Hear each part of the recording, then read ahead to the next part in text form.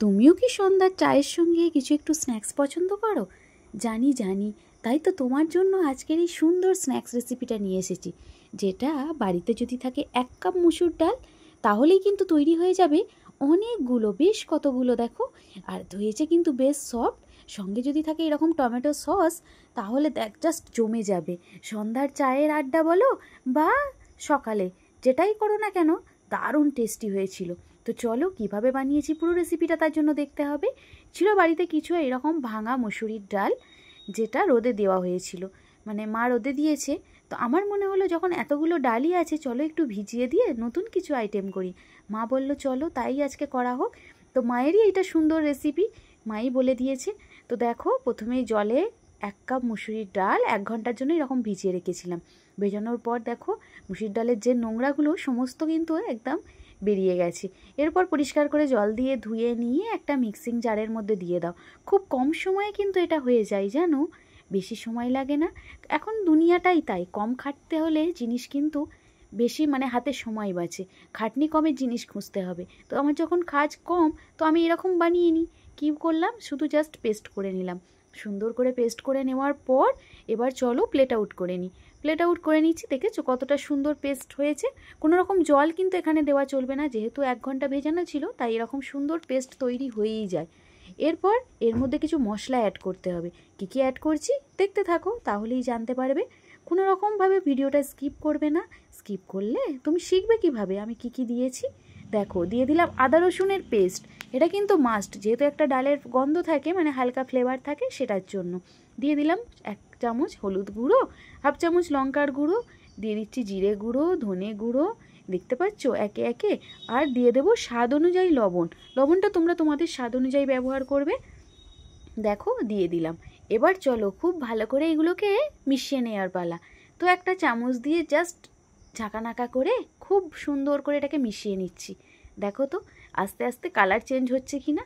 But না, কোনো রকম কালার চেঞ্জ হবে না, কালার একই থাকবে। এটা এবার পাশে রেডি করে রেখে দেবো।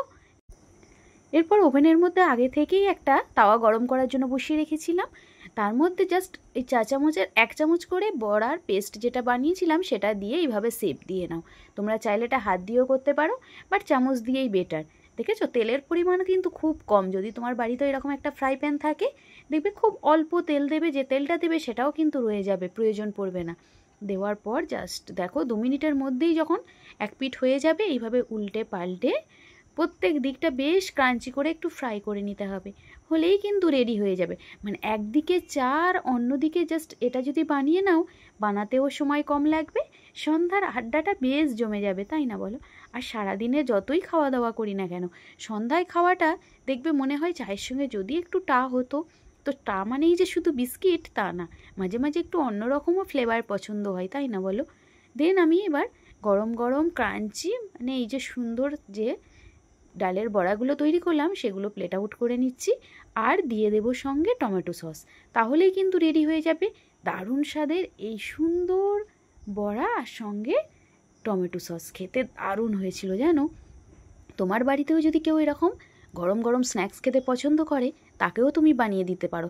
চাইলে এর মধ্যে একটু কুচানো পেঁয়াজ, কুচানো কাঁচা লঙ্কা অ্যাড করতে পারো, বাট সেটার স্বাদ কিন্তু আবার অন্য রকম, এটার স্বাদও একরকম। তো চাইলে এটাই তৈরি করো না, কোনো রকম ঝামেলা মুক্ত করতে চাইলে এটা বানিয়ে নিতে পারো। চাইলে তোমরা অনেকটা তেল দিয়ে জাস্ট বড়ার মতো ভেজে নিতে পারো, অথবা এরকম শেপ দিয়ে করতে পারো, এটা অপশনাল। জাস্ট দেখতে দেখেছো কতটা কিউট কিউট হয়েছে। আমার বাড়ির সকলেই খেয়ে কিন্তু বেশ খুশি জানো। তো তুমিও চটজলদি ট্রাই করো না, আর দেরি কিসের, দেরি না করে ট্রাই করো, করে আমাকে কমেন্টে জানাও তোমার কেমন লাগলো এই সুন্দর স্ন্যাক্সটা, যেটা তৈরি করতে 10 থেকে 12 মিনিট লাগবে, আর খেতে তো জাস্ট জানোই 2 মিনিট। রান্না করতে সময় বেশি লাগে, বাট খাওয়ার সময় 5 থেকে 10 মিনিটেই মিটে যায়, তাই না বলো? সারা দিনের শেষে রান্না করে যখন খেতে বসা হয়, দেখবে খাওয়ার সময় 5 মিনিট, জাস্ট ফিনিশ সব রকমই।